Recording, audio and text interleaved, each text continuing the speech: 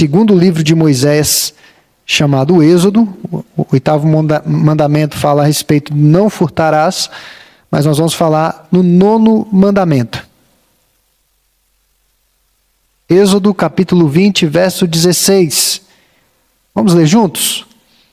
Não dirás falso testemunho contra o teu próximo. Nós temos observado na exposição dos 10 mandamentos para os nossos dias que o Senhor, o nosso Deus, leva muito a sério essas 10 palavras, essa lei moral estabelecida por Ele. Na antiga aliança, no Antigo Testamento, num regime teocrático, onde Deus era o Senhor da nação, a violação da sua lei moral conduzia imediatamente à morte. É o que nós observamos. Se Deus fosse o legislador do nosso país, as leis seriam muito diferentes. Podem ter certeza disso. O salário do pecado, Romanos 6:23, nos assevera isso, que o salário do pecado, a paga pelo pecado, é a morte. Mas o dom gratuito de Deus é a vida. Na sequência do texto nós temos essa declaração. O que é o 9º mandamento? Muitos associam esse mandamento a tão somente não mentir, não praticar a mentira. Não mentir faz parte da definição do mandamento, mas não é tudo.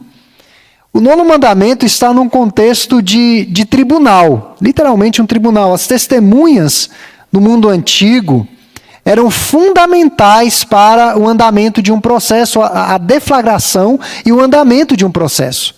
Sem 2 testemunhas, o processo não andava. Ainda as testemunhas são importantes, mas nos dias atuais nós dispomos de áudios, de filmagens, de impressões digitais, de DNA. As testemunhas têm a sua importância, mas se houver algum outro tipo de material que materialize provas contra um acusado, o processo caminha e pode chegar ao ápice da condenação, do apenamento. Naqueles dias não havia nada disso, somente testemunhas oculares. E tinha que ser pelo depoimento de 2 testemunhas. 2 testemunhas que viram o mesmo fato, já se comprovava. Caso alguém se levantasse para acusar uma pessoa de algum delito e outra pessoa corroborasse com a mesma acusação, a vida do acusado estava em risco. É o que diz Deuteronômio, capítulo 17, verso 6, e 1 Timóteo 5,19. De maneira geral, os 10 mandamentos vão nos apresentar o exemplo extremo de um pecado. É o exemplo extremo: matar, furtar, mentir. Por exemplo, a quebra absoluta do 6º mandamento é assassinar. Mas nós vimos que Jesus disse que se alimentar o ódio contra o nosso irmão, alimentar o ódio no nosso coração, nós já estamos quebrando esse mandamento. O adultério é a pior maneira de quebrar o 7º mandamento. Mas Jesus afirmou que se cobiçarmos alguém, nós já cometemos esse pecado. Da mesma forma, o 9º mandamento não se restringe apenas a falsos testemunhos em contexto de tribunais. Ele lida com todo tipo de falsidade, com todo tipo de mentiras. E o pano de fundo para estes mandamentos é justamente o estabelecimento da justiça divina. É a justiça, a necessidade de justiça. O não roubarás protege a propriedade privada. O não matarás protege a vida humana, que é a imagem e semelhança de Deus. O não dirás falso testemunho protege, além da reputação, protege casamentos, propriedades, vidas, bem como a reputação e a honra das pessoas. A Bíblia não oculta a mentira e as suas consequências. Nós sabemos quem foi a primeira personagem a mentir, a antiga serpente. Foi a primeira a mentir, o diabo. O Evangelho de João diz que o pai da mentira é o diabo. Quem mente é filho do diabo. É simples assim. É simples assim, não tem meio termo. Pai da mentira é Satanás.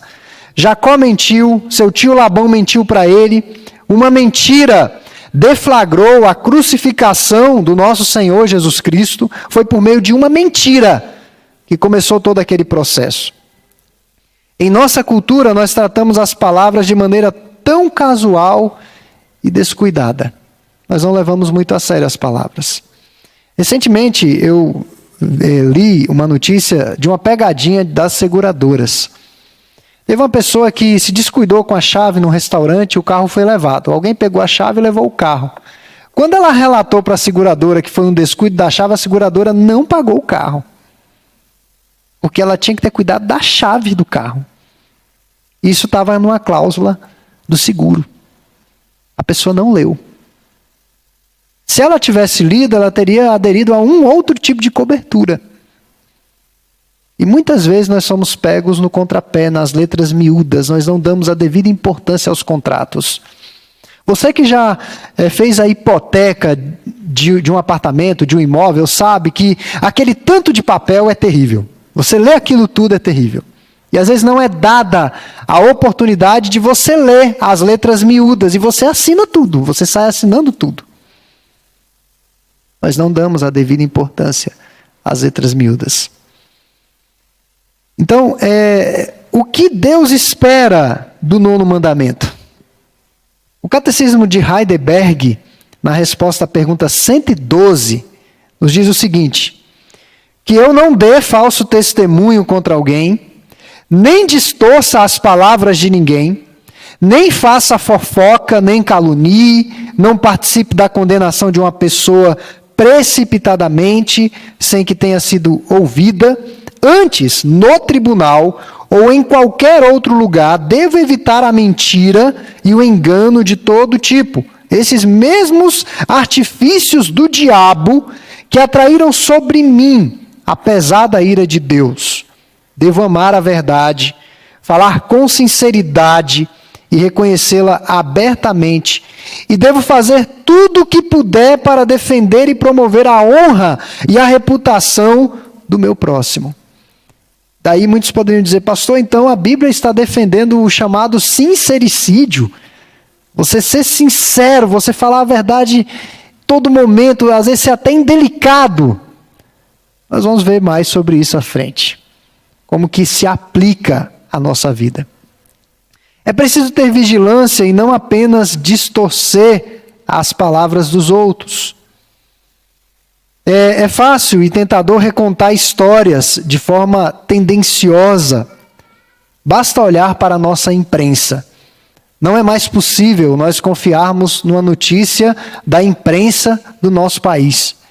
Porque a notícia já vem tomada de uma tendência, de uma malícia. Olha só essa notícia aqui. No site G1, muito conceituado, entre aspas, né? Muito conhecido, que eu acho que conceito não tem mais. Mas no site G1, em 6 de maio de 2021, portanto, mês passado, diz o seguinte, lá a chamada: operação no Jacarezinho, Rio de Janeiro, operação policial, deixa 25 mortos e provoca intenso tiroteio e tem fuga de bandidos. Numa primeira olhadela, você diz assim: teve uma chacina aqui, teve uma situação. Quando você vai ver a notícia mesmo, o que aconteceu na verdade? 24 traficantes fortemente armados foram mortos.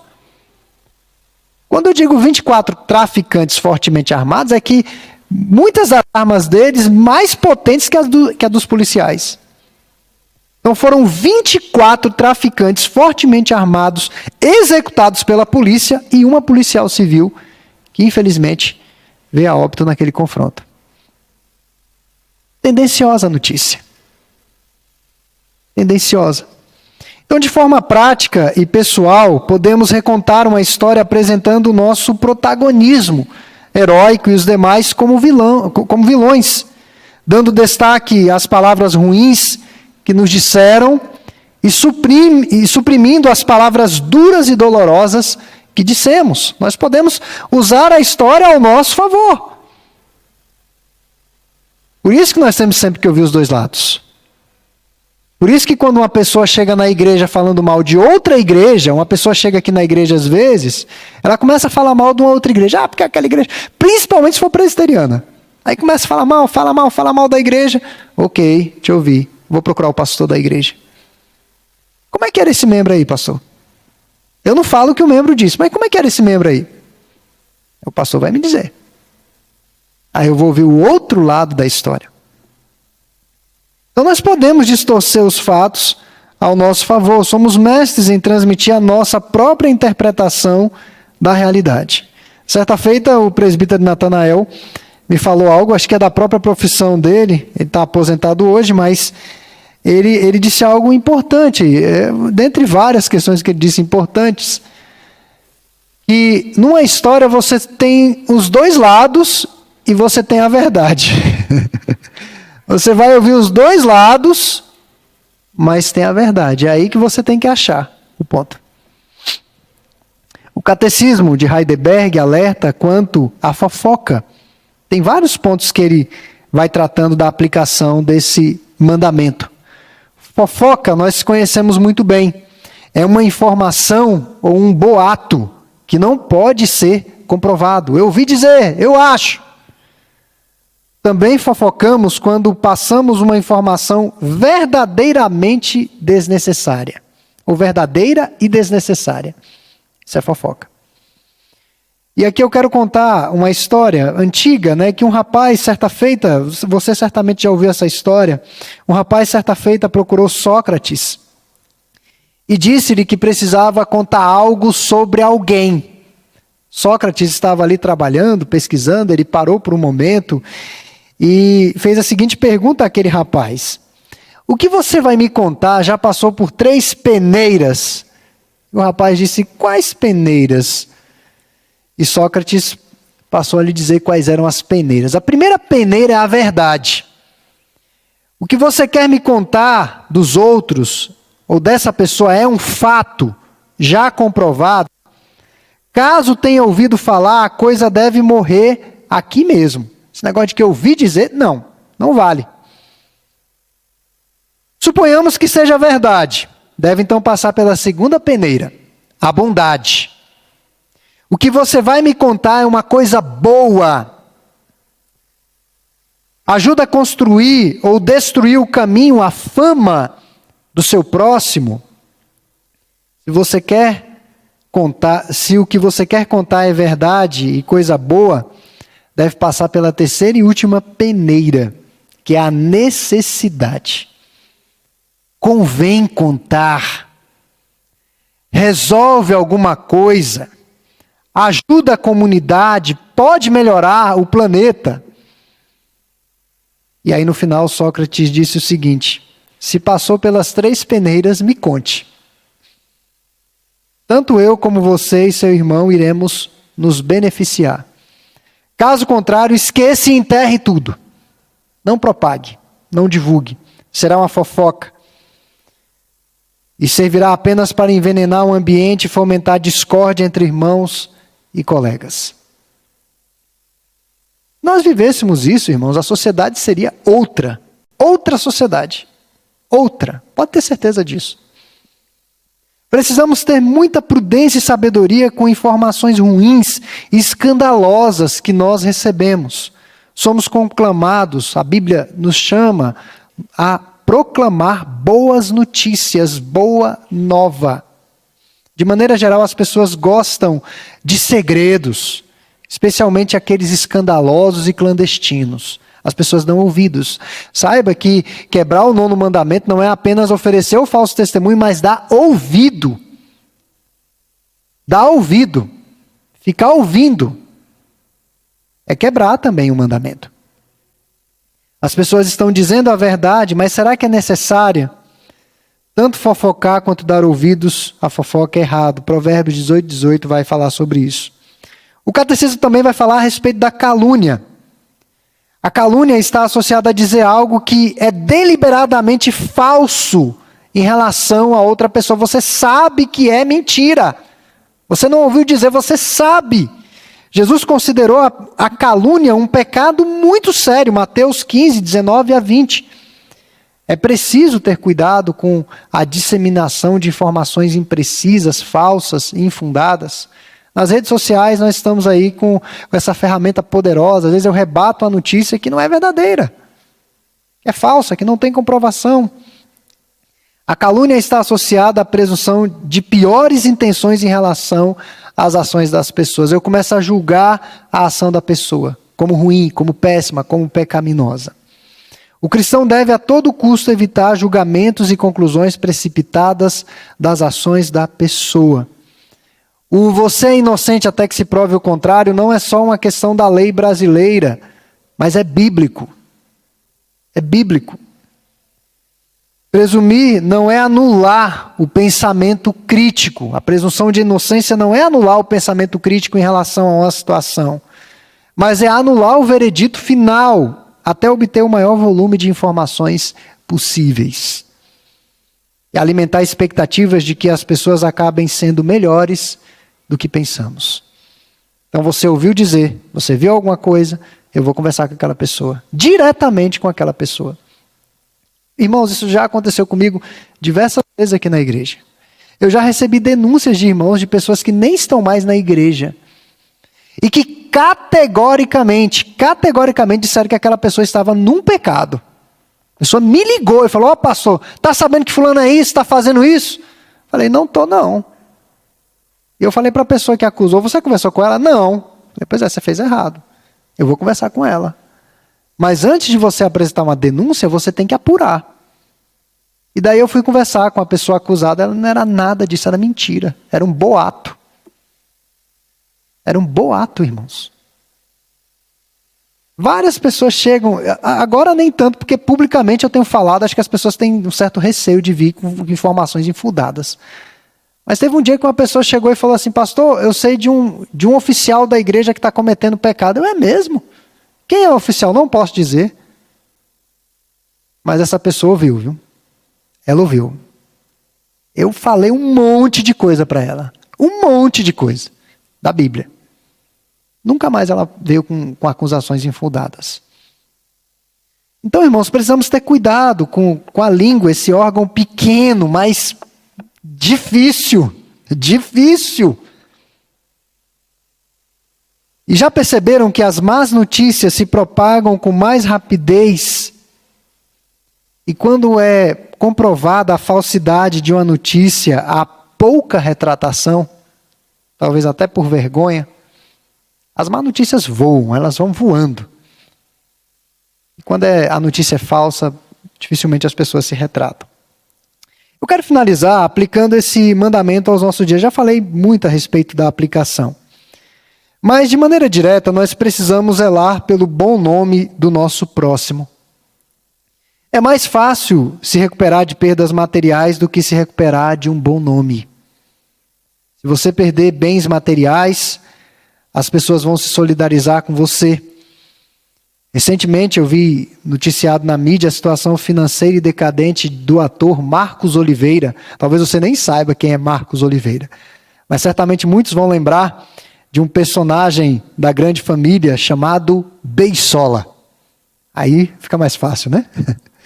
O Marcos Oliveira estava passando por uma situação financeira muito difícil, devendo aluguel, dívida no banco, pegou dinheiro emprestado para ir sobrevivendo e ele chegou a uma dívida considerável. Ele entrou numa vaquinha na internet, tem um pessoal que faz vaquinha, e ele precisava de 30 mil reais para saldar as dívidas. Em 6 dias foi arrecadado 66 mil reais. As pessoas que passam por uma bancarrota financeira, por uma dificuldade de qualquer natureza, elas vão receber essa solidariedade dos outros. Agora, a pessoa que tem a sua fama, a sua honra manchada, já era. Eu ouvi, esses tempos atrás, a história de um ministro. Eu não sei se ele era presbiteriano, mas era uma missionária que estava dando testemunho disso. Um ministro que, no início de seu ministério, foi acusado de ter um envolvimento amoroso com uma membro da igreja. Ele recebeu essa acusação e ele negou a acusação. Não havia provas, era a palavra dela contra dele. O que aconteceu com a vida desse ministro? A vida do ministro acabou, literalmente. Ele foi retirado da função de pastor. A esposa pediu divórcio, divorciou-se da esposa. Foi trabalhar em uma outra área aí, construiu a vida financeira em outra área. Acabou a vida de ministro. E passaram-se muitos anos, acho que tinha uns 40 anos depois desse episódio. E a mulher que o acusou no leito de morte confessou que era tudo mentira. Tudo mentira. Ela confessou, ela gravou que era tudo mentira, pediu perdão ao ministro.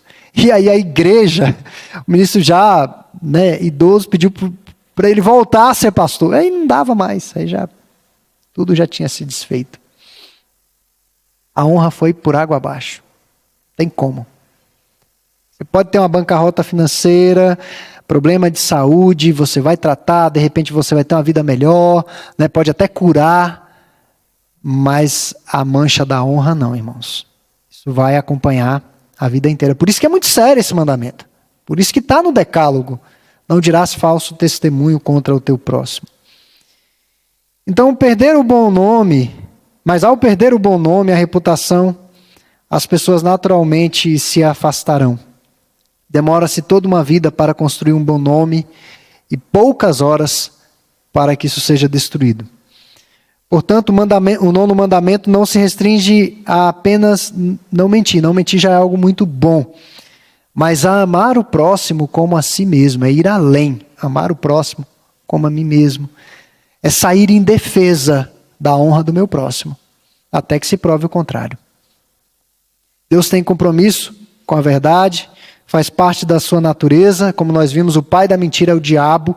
Satanás oferece meias verdades.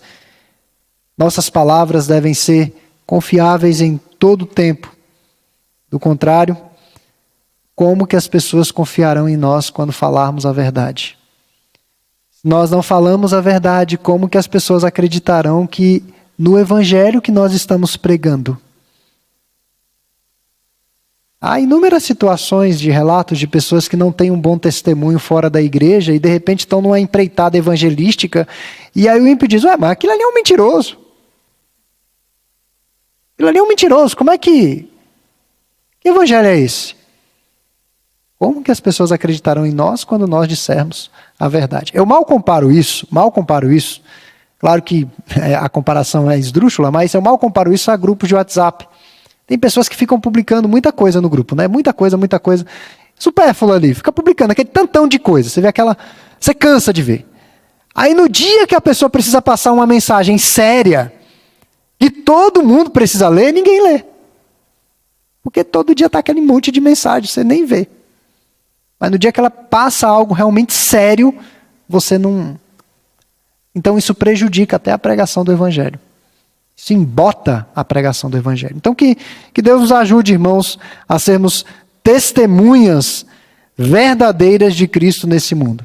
Nós somos chamados, como diz Atos 1:8, a sermos testemunhas do Senhor Jesus. Testemunhas fiéis, um testemunho verdadeiro.